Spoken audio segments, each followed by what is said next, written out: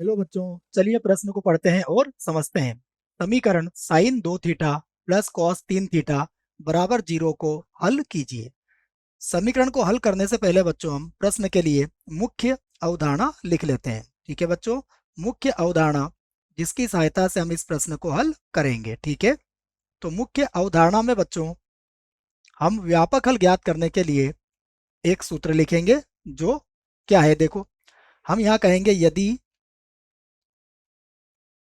cos x बराबर cos y है।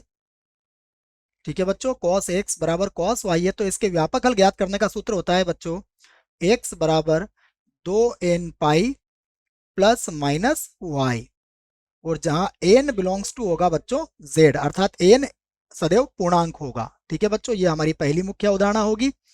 हम एक और सूत्र का प्रयोग बच्चों यहाँ कर सकते हैं। देखो, दूसरा सूत्र ये होगा बच्चों कि हम जानते हैं sine pi by 2 minus theta बच्चों किसके बराबर होता है, यह cos थीटा के बराबर होता है, और cos पाई बटा 2 माइनस थीटा यह बच्चों साइन थीटा के बराबर होता है।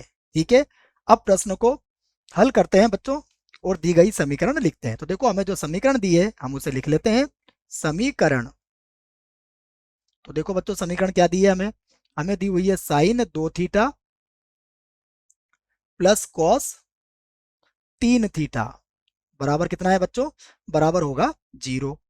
ठीक है, तो यहां से देखो बच्चों साइन 2 थीटा को हम बराबर के इधर लेके आते हैं। देखो, तो ये बन जाएगा हमारा कॉस 3 थीटा और बराबर हो जाएगा माइनस का साइन 2 थीटा। ठीक है बच्चों, तो देखो अब हम क्या कर सकते हैं, इसको कॉस 3 थीटा बराबर इसे लिखेंगे बच्चों हम साइन माइनस 2 थीटा।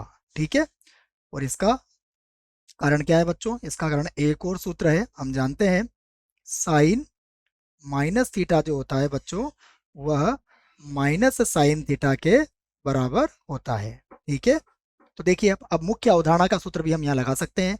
तो यहाँ पर हम लिख सकते हैं कॉस 3 थीटा बराबर यह हो जाएगा कॉस पाई बटा 2 और माइनस हो जाएगा 2 थीटा। ठीक है बच्चों, देखिए मुख्य अवधारणा में जो हमने सूत्र लिखा है वही लगाया है। तो अब देखिए यहाँ से क्या मिलेगा हमें, हमें मिलेगा कॉस 3 थीटा बराबर होगा कॉस, और यह हो जाएगा बच्चों पाई बटा 2, और ये माइनस और माइनस प्लस होके ये बन जाएगा कॉस 2 पाई बटा 2 प्लस 2 थीटा। ठीक है बच्चों, अब यहाँ से देखिए हम इसका व्यापक हल लिख सकते हैं बच्चों। तो हम इसका व्यापक हल लिख लेते हैं। देखो, तो यह इसका व्यापक हल होगा। देखो, व्यापक हल जिसका सूत्र हमने मुख्य अवधारणा में लिख दिया है बच्चों। ठीक है, तो देखो व्यापक हल में हम लिखेंगे कितना था, देखो इधर इधर हमारे पास 3 थीटा था, तो यहाँ लिखा हमने 3 थीटा बराबर 2n पाई प्लस माइनस, और देखो बच्चों यहाँ पर y का मान क्या है, y का मान है पाई बटा 2 और प्लस 2 थीटा।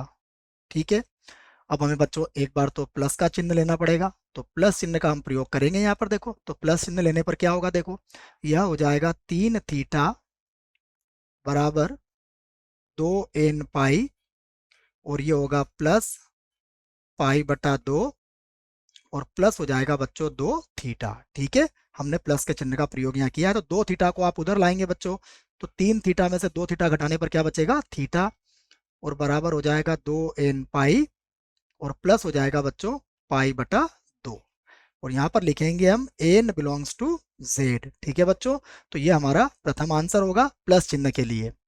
अब हम क्या कर सकते हैं, अब बच्चों यहाँ पर हम माइनस चिन्ह का भी प्रयोग कर सकते हैं। देखो, तो फिर से हम लिखेंगे इस स्थिति में 3 थीटा बराबर 2n पाई, और अब ये हो जाएगा माइनस का पाई बटा 2 और माइनस का 2 थीटा।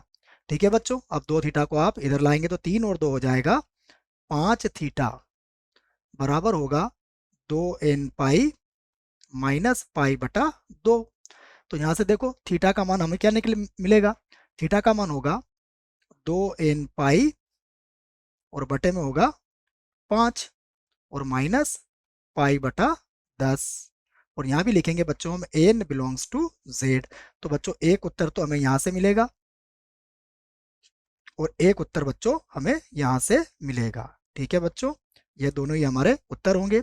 आशा करता हूँ आपको इस प्रश्न का उत्तर समझ में आया होगा। धन्यवाद।